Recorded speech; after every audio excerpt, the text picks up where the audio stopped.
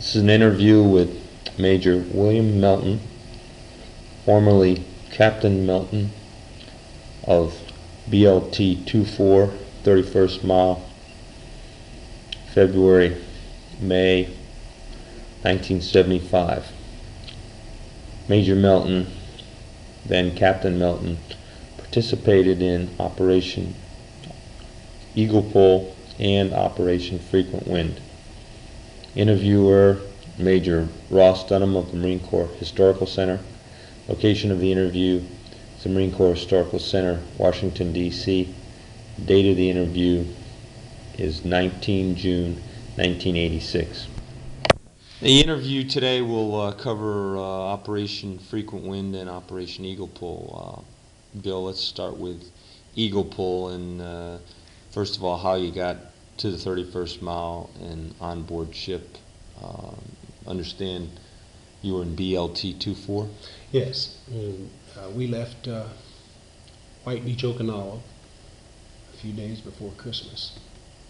I take that back. The rest of the battalion left a few days before Christmas. I didn't leave until around the 29th or 30th. The ship that I was to put my company on had mechanical problems, so we stayed at White Beach. What ship was that? And that was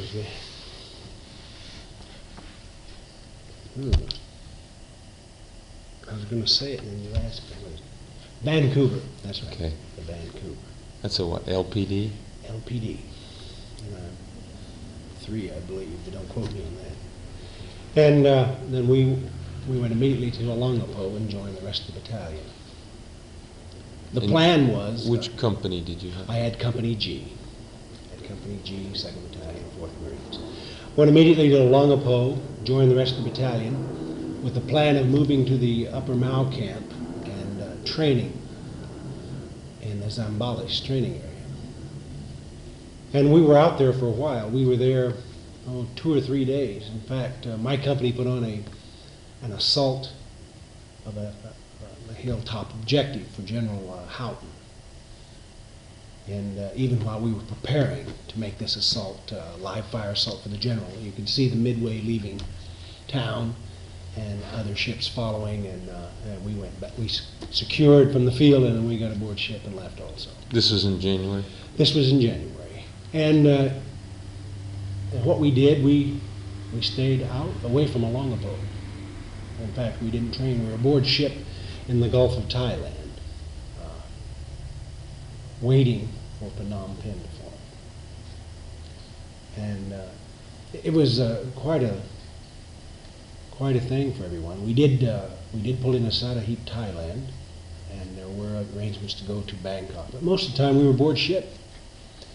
I think at one time it was 93 days, I believe, aboard ship.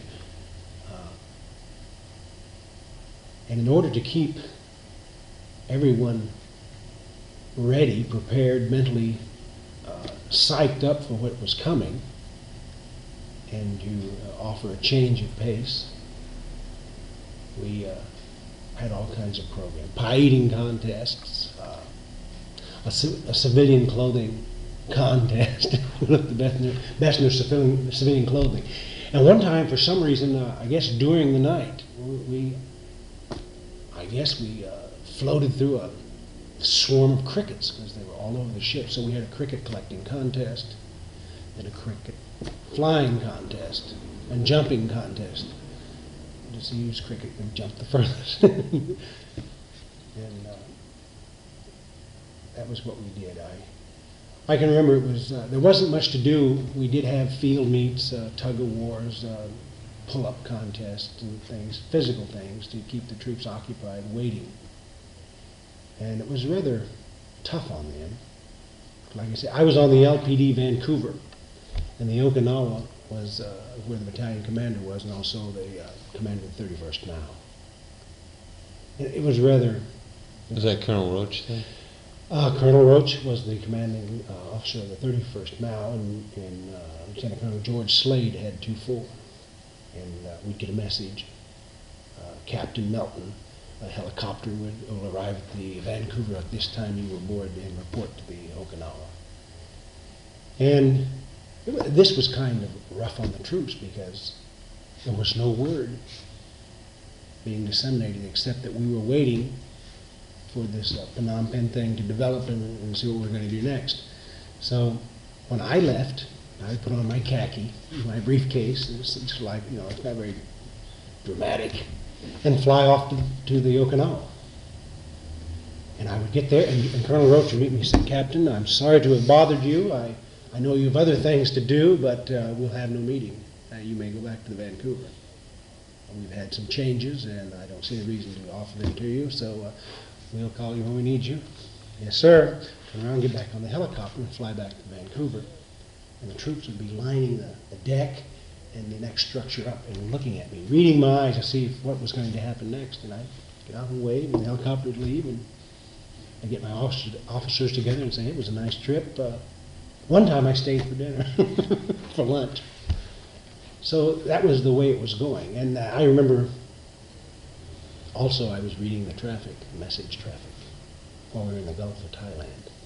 And the message traffic dealt very lightly with, when I say lightly, the amount of traffic with Phnom Penh, but I was reading the Saigon traffic. So about 2 days before we evacuated Phnom Penh, I got in front of my troops and gave them my opinion. I said, "We're not going to evacuate Phnom Penh. There's another city in another country that's up for question about now, so I'm sure we'll go there." And then we did evacuate Phnom Penh. So you weren't really doing any training on board ship to prepare No, for Phnom Penh? No, we had training, lectures, classes, essential subjects, history and traditions, small arms, map and compass. But map and compass, we had maps of Phnom Penh, of the soccer field, where we would go if we would go. We had You did. contingency. You did cover the contingency plan. Yes, then. yeah, yes. How about prior to embarking on the ships, did you do that kind of training on Okinawa? No, we did the regular infantry training. Small units starting out with individual movement with the fire team, the squad, the platoon, on up the company, and then a battalion exercise that had empires. And to the best of my recollection, we did nothing in that line. But you all knew that was a contingency when you were part of the mile.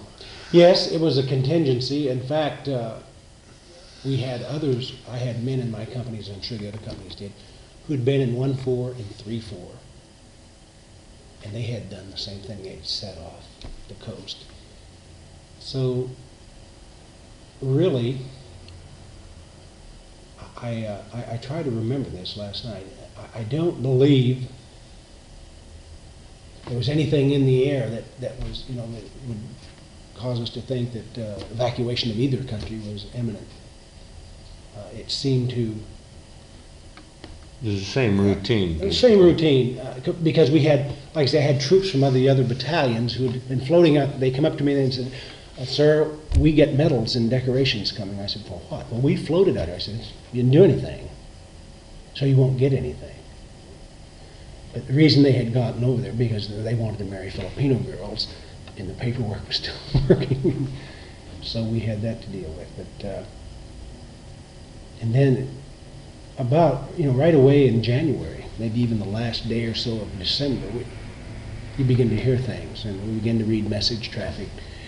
And it looked as though in the Khmer Rouge, we're beginning to move. Now, we had briefs aboard ship in the Khmer Rouge, and it was, like I say, after a while, I began to believe that really we were not going to Phnom Penh. But And why did you believe that? because I was thinking, the way the traffic looked and the way that we'd have these, start and stop on what we were going to do. We were going to leave and they'll forget it, forget what we said, we're not going to do that. That maybe it would be worked out and an evacuation wouldn't be necessary. But when it came, there it was. Moved now. So you thought maybe they were winning, or they could avoid an evacuation? I for thought another maybe year? they could. I thought maybe they might avoid an evacuation for maybe another year, 6 or 8 months, or something of that nature. And like I say, I was reading traffic. I would be I would be awakened in the middle of the night, in the morning, early morning hours, that Captain Melton would read this and sign here in Saigon.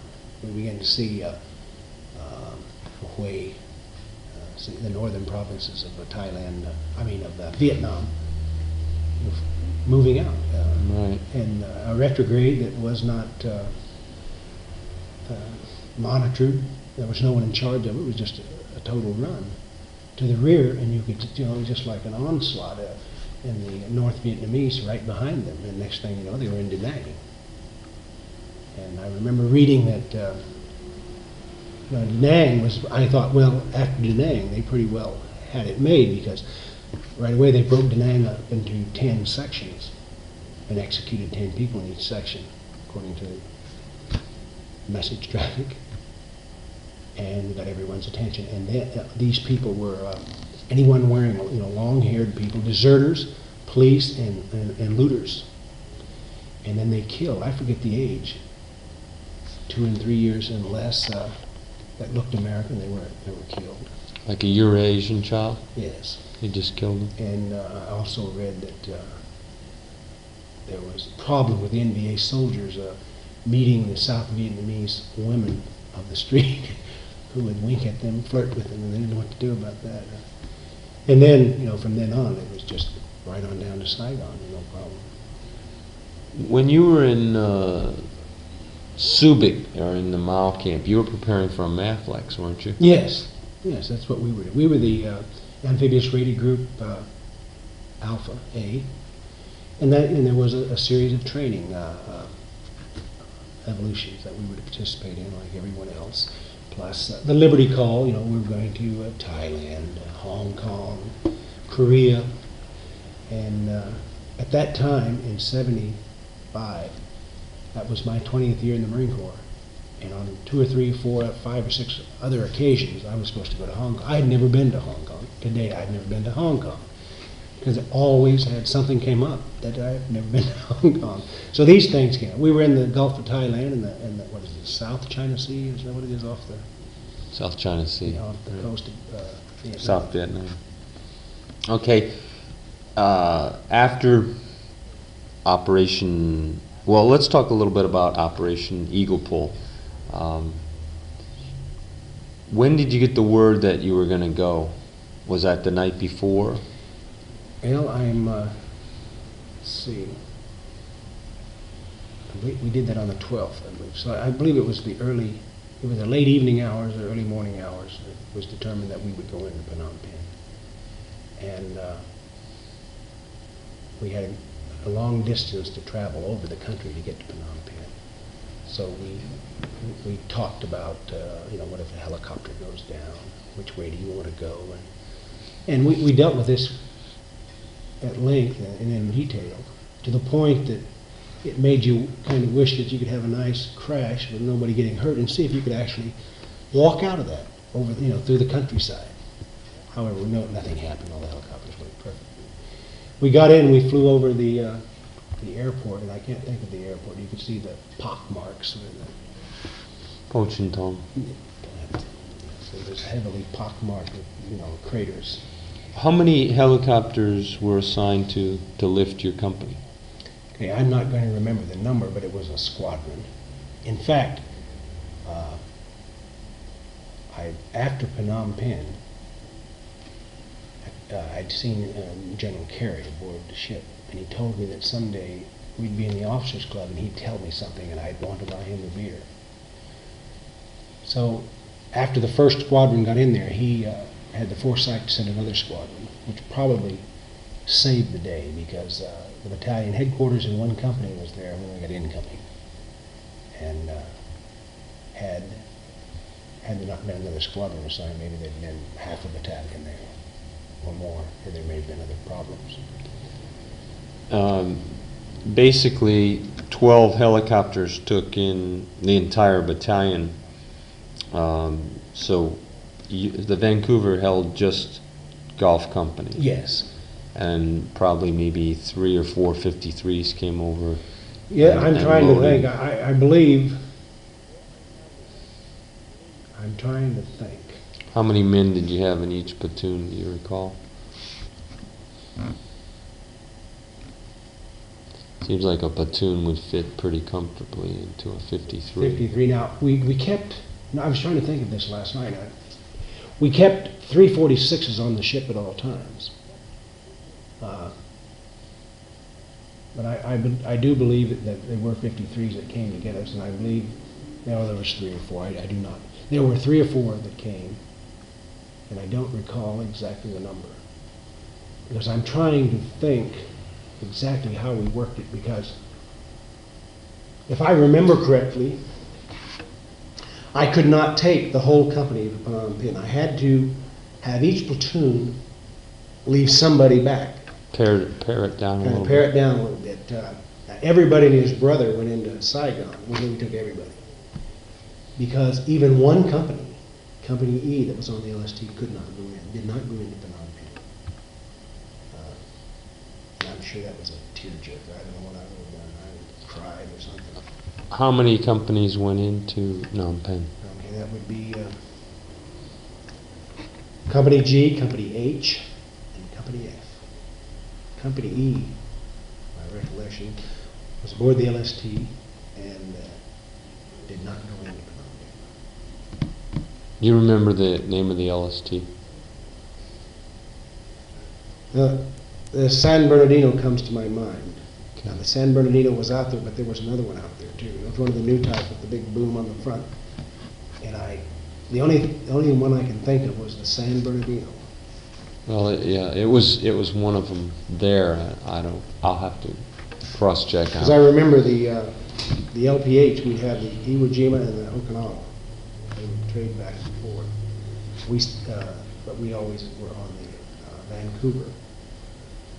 And the LSD, I do not recall the name of the LSD, but it was Vancouver, Iwo Jima, and San Bernardino comes to my mind, but I'm not quite sure that was it. But this time you had the Okinawa, did you not? Yes, yes, the Okinawa was there. Okay. Foxtrot Company, what ship were they on? Foxtrot. I believe that they were staying on the Okinawa. And how about golf?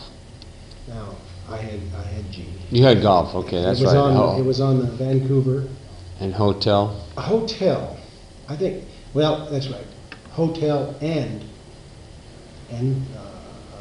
F were aboard the Okinawa. As well as the headquarters? As the headquarters, yes, the headquarters. So the LSD didn't have anybody on board? No. Now, we had artillery and shore party. 106s. The 106s were also on the ship. Were there any support elements, you think, on the LSD? Well, probably, I'm trying to think. Now, we had the amphibious tractor people with us on the LPDOs. But some of them must have been on the LSD. What kind of support equipment did you take into Phnom Penh? Just the companies? We just took the companies, small arms. I would love to think that, well, that was all we could have. And there must have been some air on call, I'm sure. Some what? It's probably air on call in case we got into trouble. But a little bit far from for any kind of naval fire. How long was the trip in? Well, probably close to about 45 minutes, it seemed, if I can remember thinking about it. About 45 minutes. It was rather long, over the jungle, and just a short trip from the ship, and we were, we were dry, and it seemed to be about 45 minutes. What was your final checkpoint before you hit the zone? Do you remember? I do not remember that. But you did overfly Ponchantong Yes, right Airport. over, and then around the river, the Mekong, because I can remember looking out. In fact, I took pictures. I could see the bridge across the Mekong folded in the middle, and came around and landed on the soccer field. Because we got out, and my XO came running up to me, and he says, "They've landed us in the wrong place." I said, "No, we're supposed to be right on the other side of this building." And we went around and set up a perimeter, in our place in the perimeter. And one of the companies, and I believe it was Company H was supposed to go into town. And it was, we weren't there very long. We got in there, I think we got some 2,000 people out of there. And No, there was only 257. was it 257? 257. Yeah, they pared it down quite a bit at the end. How many did we take out of the site? Remember? A couple thousand. Okay, that was probably it. 257. And nothing happened. Like I say, we were gone, and I think it was either F or H and the headquarters were there. Battalion headquarters were still on the ground when I think they got some more incoming rockets or artillery or mortars or something. I don't remember what that was. Yeah, it was something I learned from the last interview. It was really luck and good fortune, because 463 was on board the Hancock because they had been called out to possibly support the evacuation of South Vietnam or be available for that contingency. So they were out floating in the Gulf with you. They had recently joined the Ready Group, and they were available. So 462 took you into Phnom Penh, and then 463 came in soon after 462 loaded up and took the evacuees out. They then came in and picked you all up and flew you out. So you were there minimum time. Well, it was very fast, yeah. And it was... You were there less than an hour, I believe. But it could have been a catastrophe. I'll never forget this as long as I live. When it was time for my company to withdraw, we pulled away from the perimeter fence, and I told the platoon commanders, get by the entrance to that 53 and get that platoon sergeant up there and count every man down. So as we came back, I peeled off, went over to the battalion commander, and he said, how's it going? It's real fine. He said, I think you ought to be over there. He said, you have no business here. He said, go ahead and go over by your company and make sure everybody gets on. Well, I went over there, and I got there, and I forget which platoon it was. The platoon sergeant was counting them on, and then he went like this. I looked down, and he's missing two. The helicopter's making noise. I turned to the platoon commander, and I said, you're missing two. And I motioned for him. He turned around the platoon like he was going to take the whole platoon. I stopped him. Go find them. And it was really funny, because around this building, these two guys were still standing, like statues. I don't know. The whole world had moved out, and they were still standing there, ready for a while. And they walked up and tapped them on the shoulders, and they came to, and they looked around. And then, they were terrified, because there wasn't another living soul there on that side of the building. And then I guess the helicopter sounds came to them and realized that the world was leaving. They got over there, put them aboard, and we all left. So that was close. I'll never forget that. I'll never forget that. That would have never done. You can't have that. Yeah. But it's one of those things that those things do happen. Had we not been so particular and knowing exactly who got on and who got off, the number, and that's a good platoon sergeant who knew exactly the number of people that got off those helicopters and realized we were too short, and we got these two guys broke off. It's scary. That is scary. But you can see easily how that would have. Oh, sure. How I mean, this was daylight. Yes, so in the day. What it would have been like at night. Mm-hmm. Yes, I think about that. And that's not very good to think about. That would have been terrible to leave a couple of Marines there. Now, you mentioned pictures you took. Do you still have those pictures? Yes, I have some of the pictures, yes. Okay. I'd like to get my hands on a couple of them from Phnom Penh. Okay, let me look through here, and I'll just get them up to you. Especially the ones of Poch and Tong and the bridge now, and all that. These were taken with an Instamatic, but they seem to do all right. I know the Boston Publishing Company, they came to talk to me, and I gave them some pictures. I had some Marine Corps pictures, and then they used 5 of the ones I had taken with Instamatic.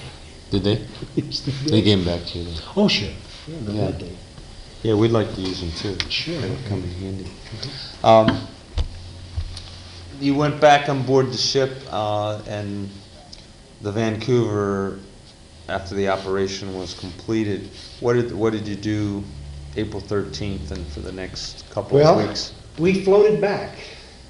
We went right back to Lungpo. Now, I think I'm going to tell it like it was.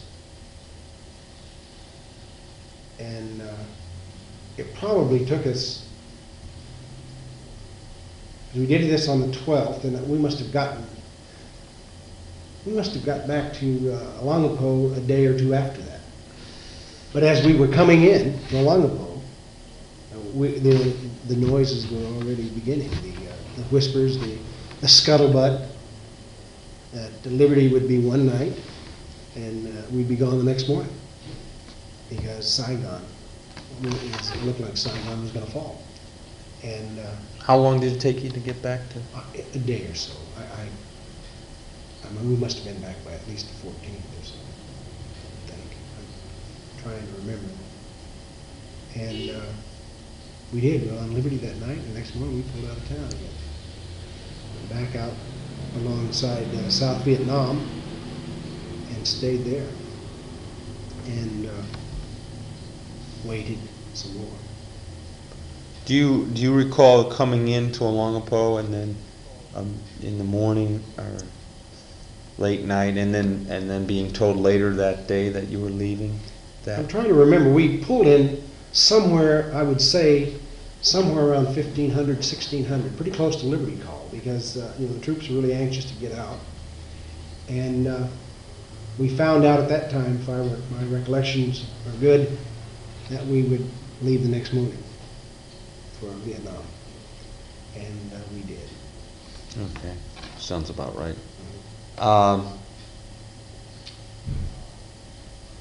You went back to the South China Sea and basically just floated there. We did, yes, just floated there. And were all the ships that you had in the Gulf, in the Ready Group, Alpha, were they still with you? Yes. When you hit Longapo and then went back? Yes. Did they join up with another? Now, there were others out there. The Midway was there. And all kinds of different ships, and I'm not going to remember the names of them, but there, that wasn't just our 4 ships.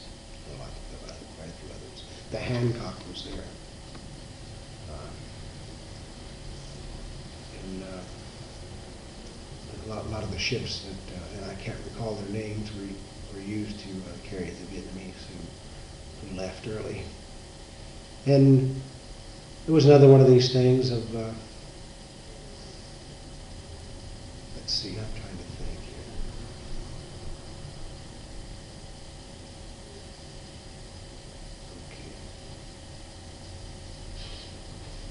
Okay. Now, I don't recall any of the other names of the ships. I would, if I heard them, I can remember them. The Hancock had joined you earlier. They had joined you in the Gulf of Thailand prior to. Probably so. Prior to I Eagle don't Pool. recall.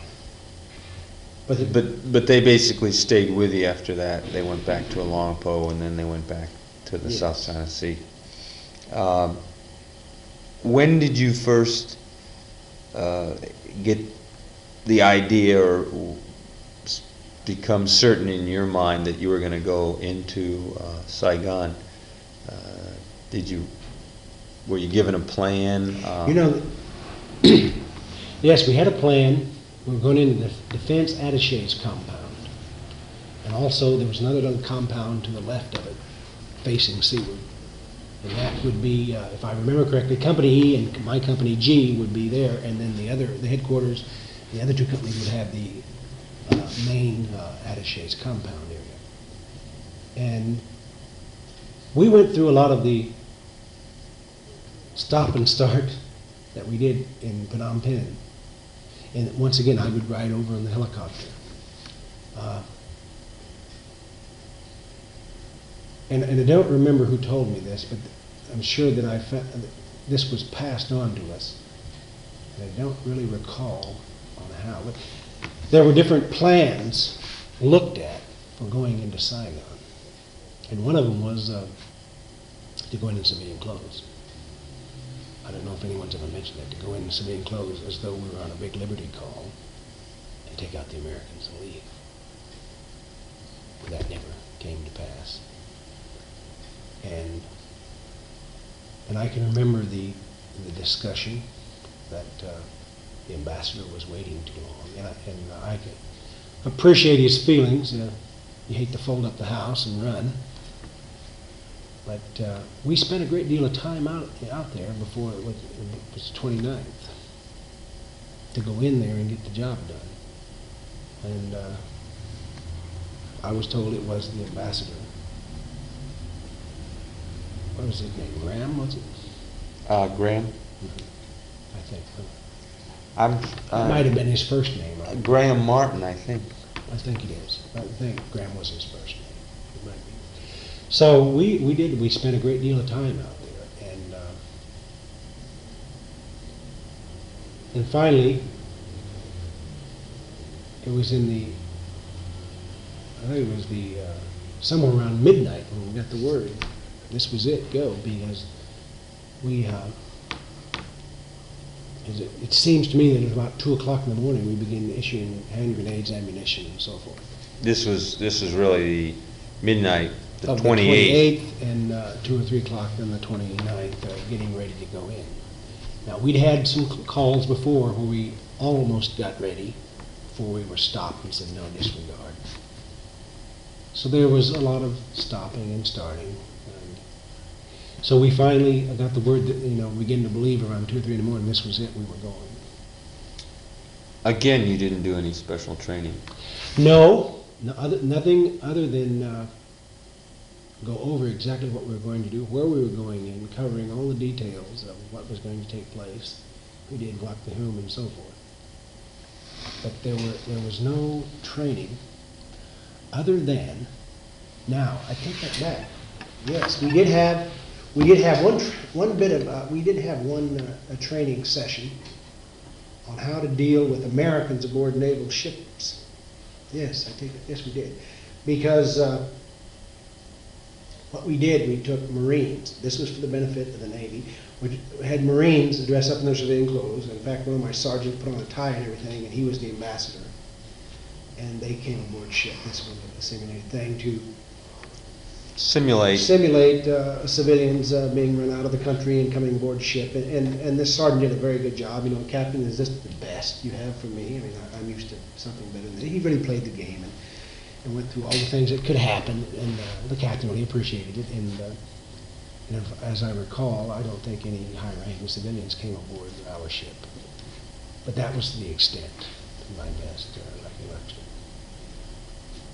And it was quite a relief, finally, to go in. And okay, excuse me. I have some maps and pictures, so I'm going to go get those so we can look at them and talk about it by you telling me where you were and who was where in each location. Okay, Bill, we got quite a few different photographs here, but some of them are places that weren't used. But what I want to ask you is, were these discussed, or did you ever see these photographs? This is the docks at the Saigon, the pier there on the Saigon River.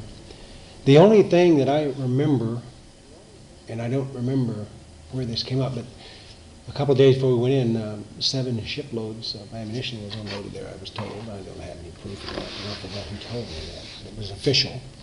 This is, I believe, a fact, because Colonel Quinlan, who was then Major Quinlan, said that they were on board they were the amphibious evacuation support force, and they were on board the MSC ships, and a whole convoy of ships came through with ammunition that had been ordered back in March or even prior to that, when the offensive began, and they finally arrived and were offloaded like 24th of April or something. Something like that, just a few days before we went in there, yes.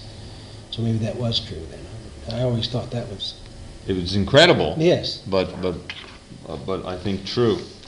And here's a picture of the Saigon racetrack. Was that ever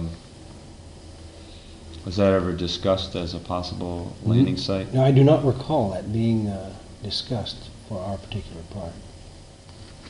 No. Okay.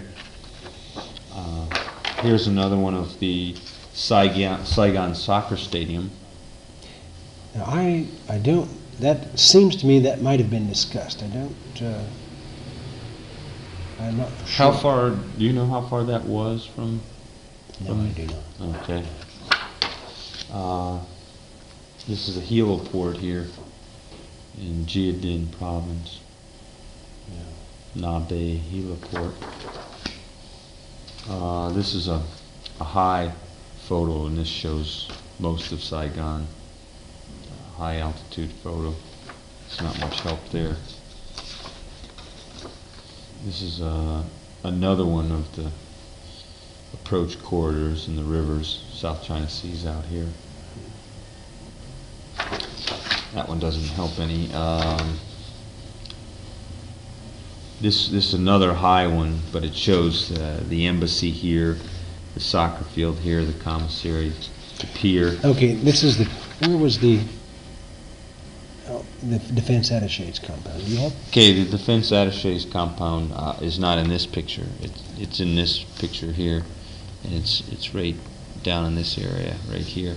Now here, this is the airport? This is Tansanut. Tansanut, because I knew we were close to Tansanut. Yeah, I've got a better picture of it to get to.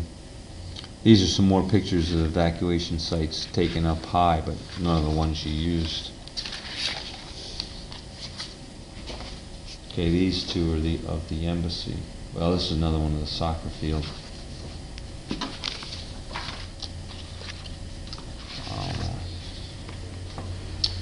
I don't know what this one is here. It's not labeled. And this is the heliport again. This is a picture, a map of all the different sites. And this is the one I believe you landed on at here. Mm-hmm. Come back to that. Okay, Tansanut. It's a picture of Tansanut. And here's Saigon Defense Attaché softball field.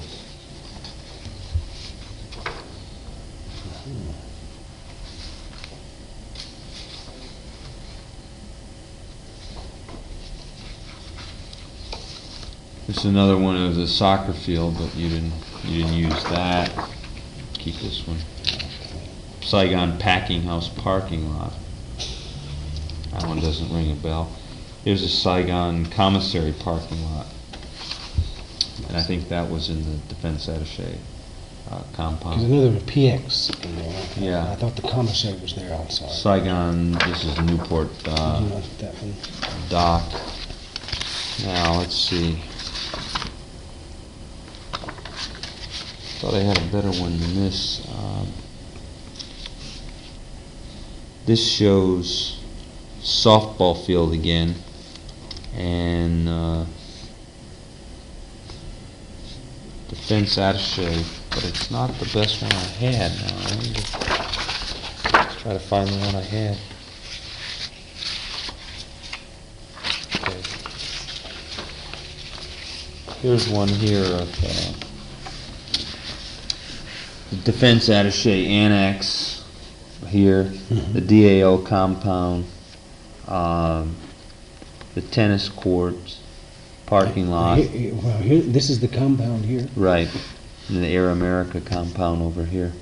Because, like I say, my company was scheduled to be in the other part of the defense, not the main part, even though we did land there and had to move out and go around this end into the other side. What was the other called? The defense attaché annex. No, it doesn't seem to be that far away. Doggone.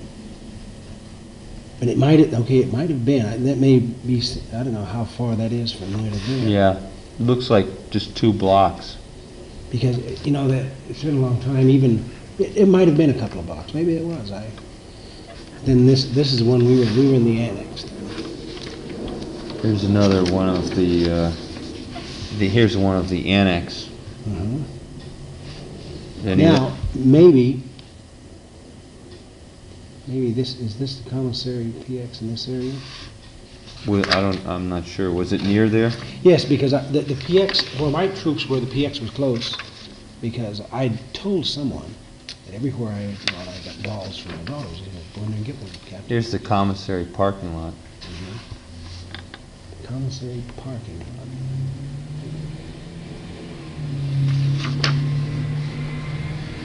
Okay. See if there's any more here. I don't think there's any more of the defense attaché office. These are the embassy. No, I did send a platoon to the embassy. One of you, what, later on? Yes, later on in the evening. Okay. Let's see if there's any more pictures here.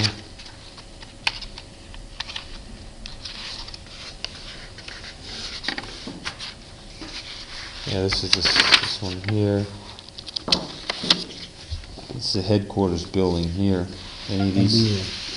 Where's the headquarters building? Right here. Okay, this one here. So that's how far it is over here. It's not really that far. That's really not that far, okay. Because we came across this way, this is the seaward, I suppose.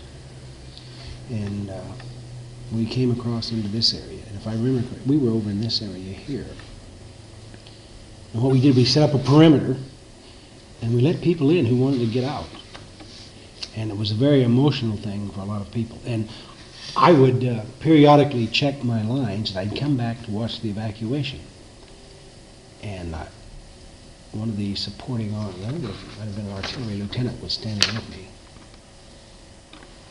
And it was unbelievable, the number of young girls who got out of line and come up to me and asked me, should I go to the United States? And I can remember one in particular. She come up to me, should I go? She was the first one. I said, how old are you? I'm 23. I said, do you know anybody in the United States? My boyfriend lives in Chicago. But my mommy and daddy are here. And I said, well, you have a decision to make. You're a big girl. Now this guy in Chicago, I mean, do you have contact with him? Yes, I have his address. I said, then you might want to go to Chicago. Okay. She got back in line and went to Chicago. And others would come up to me. He said, well, why did they ask you? Why did they ask me? I said, I don't know. And I don't know, 3 or 4 young girls come up to ask me if they should go to the United States. Well, what was there, a gate down here? I think there was a gate. They came in somewhere in this area here, and they flew out of this area. In this area here, I believe. I have pictures. I took pictures of 2 little twin girls, in yellow and black, I believe. But they would fly out of here. Out of the parking lot there? On this lot here, yes. And it wasn't. And it was. Well, it was terrible because people had gotten everything that they thought they could, that they had to have to live, and it was left behind. Clothes, suitcases. I mean, the bare minimum. Well, not bare minimum. They didn't have anything. And a couple of men come running up to me crying because the South Vietnamese soldiers had taken everything they had. So we have no money. And I said, you don't need any. Just get on the helicopter. And they were okay. And standing there was a colonel from the South Vietnamese Army in utilities. Very sharp-looking man, blouse, trousers, and in complete daze. And I never spoke to him for a while because he wasn't there. And he spoke to me. He said, Dai Huy, this can't be happening. Only yesterday I was a second lieutenant fighting the Viet Minh west of Hanoi. He just looked around. This can't be happening. And then I left to check my lines. I came back. He had his cover off and his trousers were unbloused. And I left again. I came back. He had a T-shirt, and his T-shirt, he had just a T-shirt and trousers. And he called his driver over, and they had a very tearful exchange. They hugged each other. He turned to me and reached in his back, pulled out a Colt 45 automatic. He said, Dai Huy, I give you my personal weapon. And I said, yes, sir. I said, it's your turn. He just kind of mechanically stumbled toward the aircraft and flew away. And then there were a couple of generals. There was a brigadier and a major general. The next time I saw them, they were major general and lieutenant general. They were waiting to go, and I saw them on the midway, and they had promoted themselves, or somebody promoted them. But this poor guy, I never saw him again, but this really ruined his day. Oh, were these people, who was handling the evacuees? There were some soldiers there. And now what we did... Army? U.S. Army soldiers? U.S. Army soldiers that were handling the actual leading people onto the aircraft. I think my executive officer did it in some cases. The people would come up and get in line. And the word from the commander, Colonel Slade, was that you turn down nobody, anybody who comes up. And I understand in the first flight, the majority of the people were prostitutes off Tuyo Street. And as some say, well, how could we do that? Well, these people probably would have been executed. The North Vietnamese probably wouldn't have permitted them to live. And no one was turned down. As long as we were there, if someone came up and wanted to come in the compound and go. Now, like I say, E and G had this area here. And it was dark, and I believe it was probably 8 or 9 o'clock when Colonel Gray walked up to me and said, "Move your company out. Go back to the attaché's compound." Yes, sir. So I turned to my executive officer, the major, and said, "Sir, we're leaving." And Colonel Gray told me that I really didn't need to talk to that major. He told me what to do.